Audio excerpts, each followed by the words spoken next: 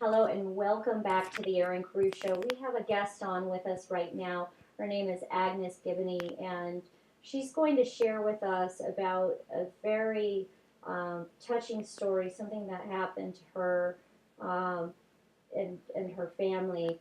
Rana de Silva, who can you tell us? I'm just going to go right into it, Agnes. We're not going to waste any time. Can you tell us what happened to your family and the loss of Ronald? Yes, Ronald was my firstborn, my only son, was murdered, shot and killed by a Mexican gang member who had a history of criminal activity, and he intended to shoot someone else. It doesn't matter. My son is the one that got the bullet, and he immediately after the shooting he fled to Mexico. What a concept, and people are not really paying that much attention to the crime that's happening in this country, but this is more frequent than people realize. And eventually, this individual turned himself in because the police found out through their investigation that his girlfriend was depositing her welfare check at a local credit union, and he was withdrawing it in Tijuana, Mexico, to live on. So they were going to press charges against her, and eventually she asked him to turn himself in. And it took about, I want to say 3.5 to 4 months before he finally turned himself in. He's currently in prison, due to be released next year, No, in no, 2020.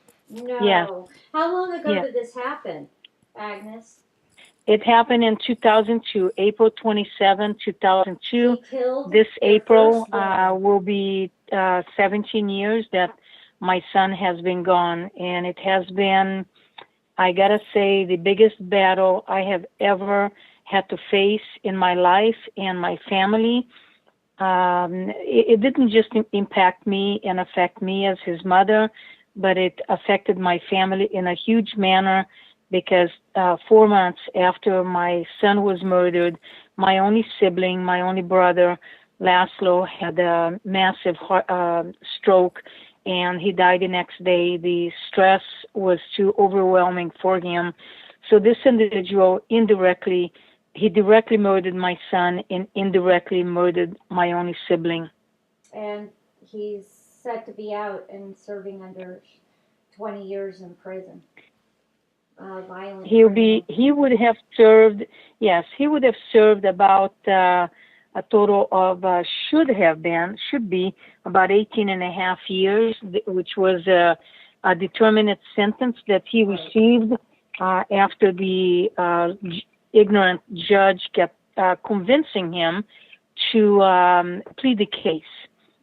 He was going for first degree murder, and the judge kept saying, Mr. Gonzalez, you need to plead the case so you have a life. You still be a young man when you come out. Mr. Gonzalez, are you sure you don't want to plead the case? 3 times, and the third time he took the plea to a voluntary manslaughter, plus using a firearm, which, by the way, in California, any gun enhancement is no longer in the books because Oh, our insane Jerry Brown took that off. So gangs can freely use a gun and they won't be punished for the additional for the charge additional for charge, using a right? firearm. Right. And people don't realize that all of these things add up. And here, the judge is offering this man the plea. In fact, I just don't understand how the justice system is doing justice by families and individuals like you, and they're, you know, um, moving to allow these individuals that kind of latitude um, in these crimes. We see Jerry Brown, like you mentioned, softening sentencing, and now they've taken away, and we have Gavin Newsom, who's even worse, by the way. I really am concerned about Gavin Newsom, but we also have a situation where now our bail system has been taken away from us, something which I think was just a further push to allow criminals a lot of leniency. But let's get back to your son and the fact that this individual is a gang member, fled to Mexico. Now, was this person here illegally? He apparently, I'm not so sure, I don't know exactly his story, but I know he has an alien number, which is a green card when Right. you come here legally. So at one point he was here legally, Right. and then 2 years, about 2 years, give or take, he was physically deported from our country, Okay. So he may have. expelled back Okay. to Mexico, and he returned and killed my son. And this is where the problem is illegal aliens, and I'm not saying that every illegal alien is a criminal, No. but there's a good Well. number Well. of them that are. We shouldn't even house one. Why should we import crime? So these Well, my criminal problem, illegal aliens are Agnes. not being removed from our country, Right. and they continue to victimize other people.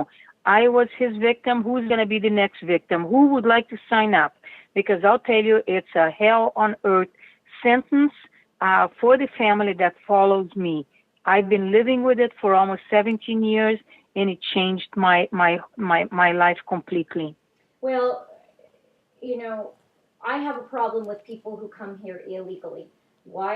Because if you're I willing to do break too. one law, which is come here illegally, what else are you capable of doing? We don't know, right? This is why we have laws Exactly. and processes. So, on a And Aaron, fundamental, Aaron, sorry for no, interrupting. no, no, no, I am a legal immigrant. I right, am a legal immigrant. My family fled Hungary right, during the Soviet Union takeover. We were in a refugee camp for about 9, 10 months.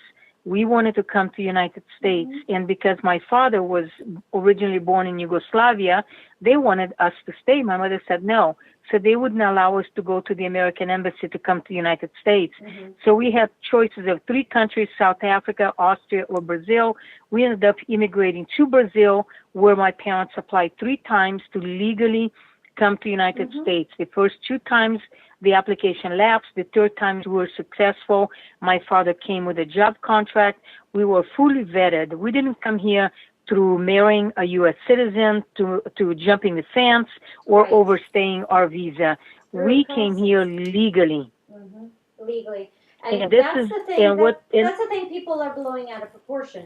Americans, most of them don't have a problem with people immigrating here legally, and in fact, we are safe harbor. My family, some of them came here escaping the Holocaust. They came here legally, hmm and this is America. This is the land of opportunity where you can come with nothing and make something of your life. And to have these individuals jumping fences, going through tunnels and lying, getting in here as a refugee when they're not an actual refugee, like many families have been let in here through that process, which is a rightful process. It's just outrageous, and they put our country at risk. And people like you, who've now experienced this tragedy, where do you stand on the wall, Agnes? I mean, I have a feeling I know, but where do you stand on Donald Trump and building the border wall? Well, I stand for building the walls, securing our borders, and deporting every criminal illegal out of our country. And I do not agree with DACA. I am sorry that your parents put those children through, but the wall needs to be built. We need to find technology and hire more border patrol to man the wall to prevent anybody from coming here illegally. You look at this invasion headed to California again, through Arizona and Texas. This is not a refugee. This is they already said Mass they're coming invasion. here for jobs. Jobs is not a reason for as a status to request refugee status. It is not, and we are not the babysitters of the destitute of the world. And this is what United States is becoming. They don't respect this country. They don't want to follow our culture. They don't want to respect United States, respect Americans. They want to bring their dirtiness, their like President Corruption, Trump said, corruption, lies. their They're cheating to get here. yes, What they else want are to they just bringing? bring their lawlessness into our country. And we cannot, as Americans, allow this to happen. Look at Hungary. The Prime Minister of Hungary, Viktor Orban, built two walls when the country was being invaded by Syrian refugees in 2015. Mm-hmm. It kept 95% of illegals out of the country. He said, you're not going to come in here to destroy our culture, to destroy who we are as a nation. And why are we allowing the United States to be destroyed? But you know, Aaron, the shameful thing is our country is beginning to be destroyed from within. You talk about Nancy Pelosi, Chuck Schumer, Kamala Harris, Gavin Newsom. All these politicians are working hard to destroy this country. And Yes, this is where the American people need to stand up and fight, because if not, this is going to be the socialist country that my family fled from. Absolutely, and so many other families fled from, and in fact, my family fled from the Nazis.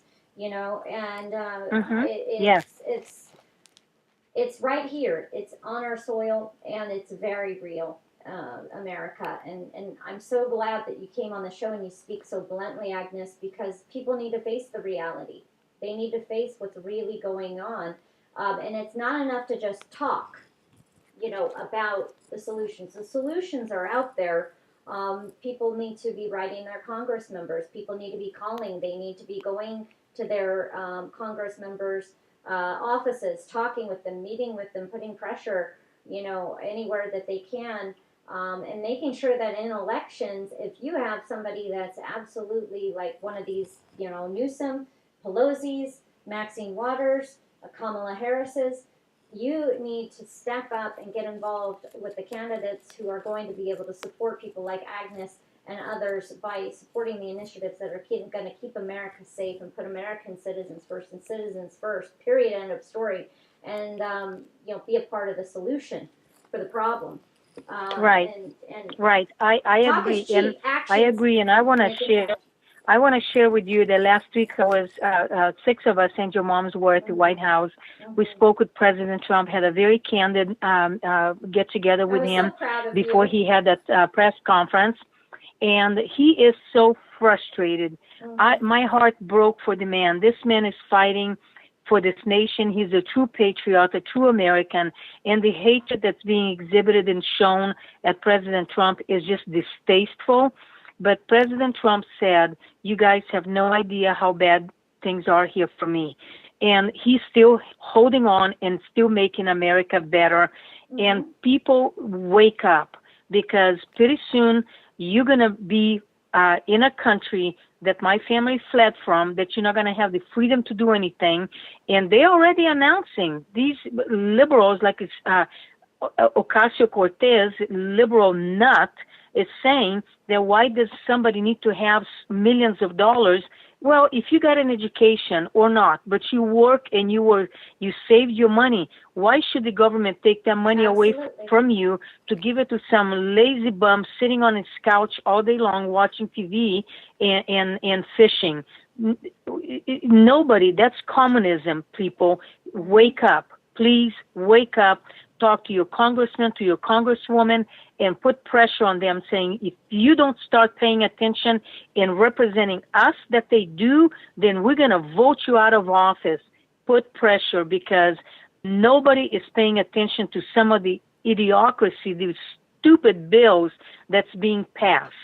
Right. Pay attention, people. Get involved. This is your nation, your country. If you don't fight now, you will not have a country for your children and for your grandchildren. Amen. Amen. And, you know, we're seeing people in Congress push back against President Donald Trump and his declaring a national emergency at our southern border. You know, I want to remind people right now, right here and right now, President Barack Obama declared a national emergency at our borders. So did George W. Bush, and they both funded at the $1 billion number range our National Guard to secure our borders. This has been a long-standing national emergency that's gone off and on and off and on, and right now we're in a crisis. We're currently being invaded, and this is a big deal. Congress members, Agnes, I don't know where you stand, but Congress members who are currently pushing back against national security initiatives when we are in a national emergency situation are traitors.